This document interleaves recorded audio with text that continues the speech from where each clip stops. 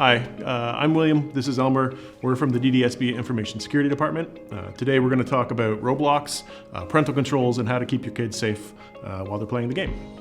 I should say, let me preface this by saying that Elmer and I are both parents. We both have kids that really want to play Roblox. Roblox is the biggest game, the biggest children's game in the world. Over 750,000 kids are playing it. There are concerns and dangers in Roblox like anything else in life and any other social game. We're here to show you as parents the best way to navigate those parental controls and mitigate that risk. Okay, so what is Roblox? Well, Roblox is an online platform where kids go on and play games that they've created. Picture it like an app store. It's not necessarily playing a Roblox game, but when you log into Roblox, your child or any player that logs in will now have a whole bunch of games available to them to play. Now, why is it so popular? It's popular because it promotes creativity.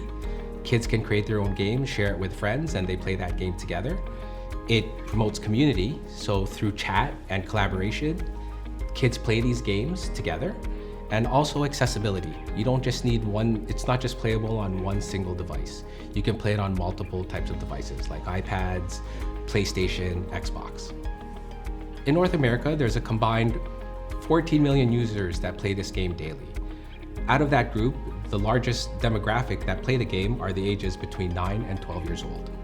And on average, they play about 3 hours per day.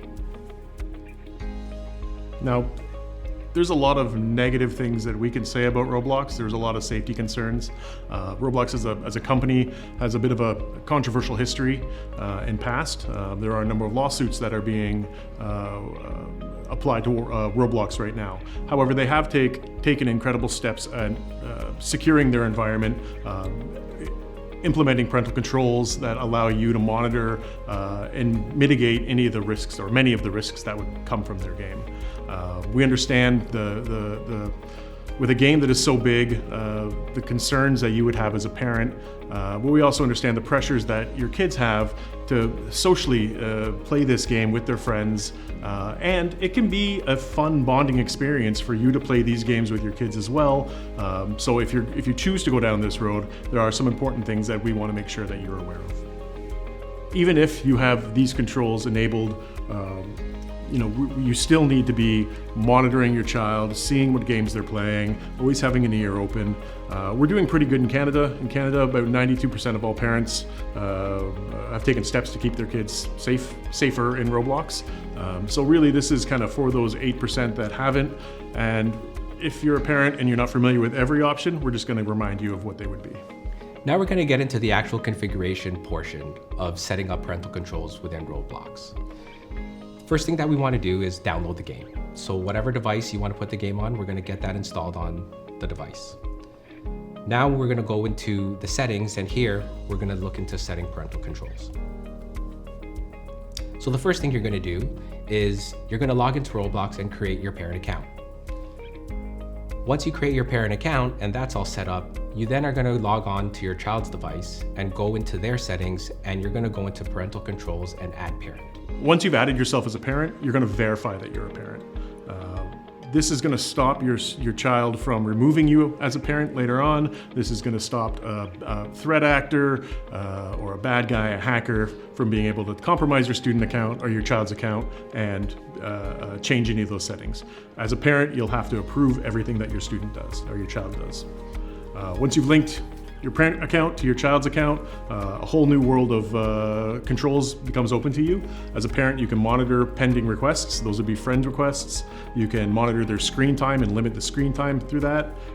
You can also monitor the connections. So I'll give a quick story. My daughter has a number of her friends and they all play games together. They created what's called a party and they all play games together. I overheard one of the boys in her class was saying very inappropriate things to her, bullying her. I went into my parental controls, I removed that boy from her friends list, and she's not allowed to engage with him online until things change or until I talk to his parents. As a parent, you can manage content restrictions, communication, that's a big one. Who can talk to your child? Can strangers talk to your children? Spending restrictions. Roblox has a microtransaction system called Robux. And it's used to buy new avatars, hats, the superficial things that your child may want for different games. You don't need to buy anything to play the game. These are just kind of extras. And if you choose to go down that road, you can limit how much they spend. In addition to kind of blocking users and all those. In addition to blocking users, as well as visibility and what servers they can join. So I want to just take a step back and go through the ID verification process for your parent account. Roblox uses a third-party service called Persona. Persona is used by other platforms that we're familiar with, such as LinkedIn and Reddit. And what they do is their framework is they do not retain your identification on their server. So they follow a framework in which they do not store any raw data. And after 30 days, they delete your data. So you don't have to worry about your government issued ID sitting on some sort of Roblox server. They take the precautions to ensure that that data is secure and safe. And just keep in mind that just like anything we sign up for, there's always a risk, but Persona definitely does the things to ensure that things are safe. I was gonna say as well, allowing your child to play any game or game like Roblox unmonitored is a risk as well. And it's, from our perspective, a much bigger risk than any potential breach that a third-party company may have while hosting your personal information. So I'm going to get into now setting the parental controls. And the first thing that we're going to start off is content restrictions. Now, mind you, once you've set up your parent account and it's linked to your child's account, your child can no longer just go into their settings and change the settings that you've established. Once your parent account has been established with your child account and linked, if they make any changes, it goes through an approval process where the parent account would have to approve the changes that are made. Now with content restriction, parents will go into the settings under parental settings, parental control settings, and under content restrictions, you have the ability here to set the content maturity level. It goes from minimal all the way up to restricted. Minimal being the least amount of content your child will be exposed to, such as violent, where if you raise it up a bit to restricted, they'll be exposed to a little bit more of that content. There's also a sensitive issues portion. This is mainly themed around games that are political or religious. So if you do not want your child exposed to those type of games, then you have the ability to turn those settings off. I'll say too, with the content maturity, it's also based off age. So when you create an account for your child, or when your child creates their own account, they'll input their age, they'll verify their age.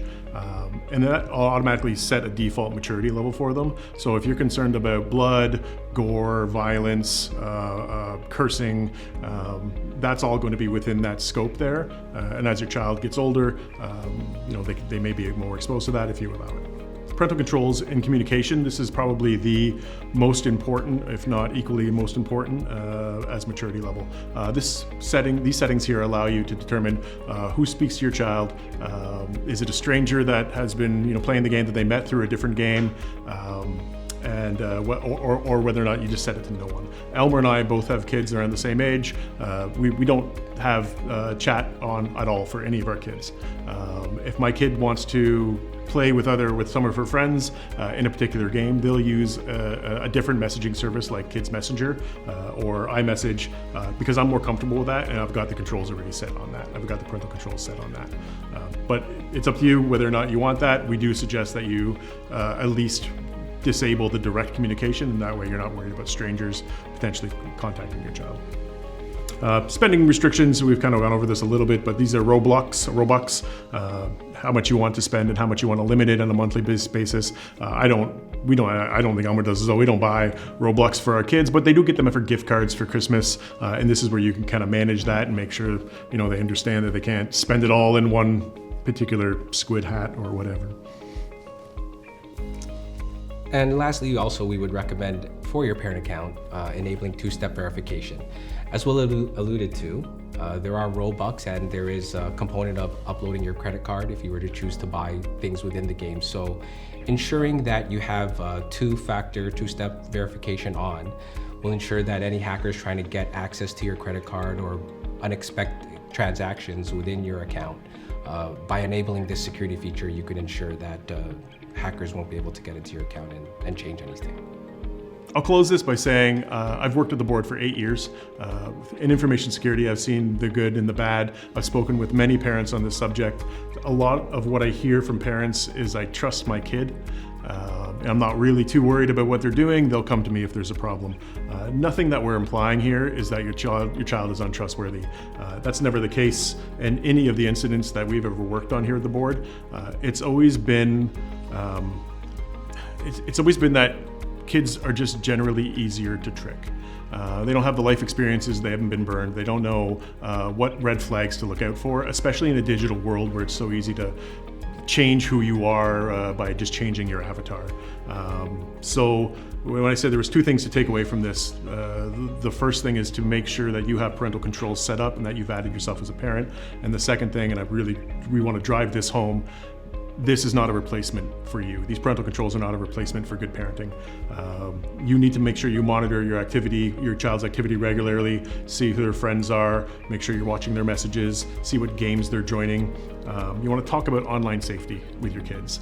We did this while we were doing the research for this. We played games together and with our kids. While I was playing games with my kid, not only was it a fun bonding experience that I wasn't really expecting to have with my 9-year-old, but she also told me things. She told me about a game that she had once played that was for kids who had chat disabled, and inside that game they wrote the chats on the wall in a way to kind of circumvent these parental controls. So if she hadn't told me that, or if I hadn't asked her, if we hadn't been playing together, I wouldn't have known that. So it's important to monitor what they're doing, but also get involved and make sure you see it and you understand it before you let them play it. The last thing we want to talk about is keeping devices in common areas, especially for games that have a social or networked element to them. The number one thing we see with predators or threat actors when they've contacted your child, the first thing they do is try and isolate them away from the parents. In most cases, that isolation area is usually a washroom, in some cases their bedroom. But washrooms are places that kids first learn about privacy. They get to have privacy when they go to the washroom.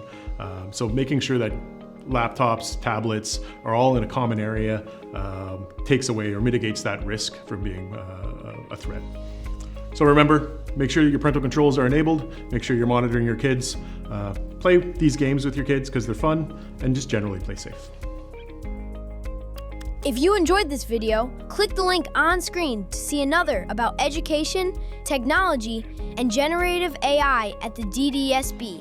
Or find the playlist in the description below for a list of all videos from our Control Alt Educate series.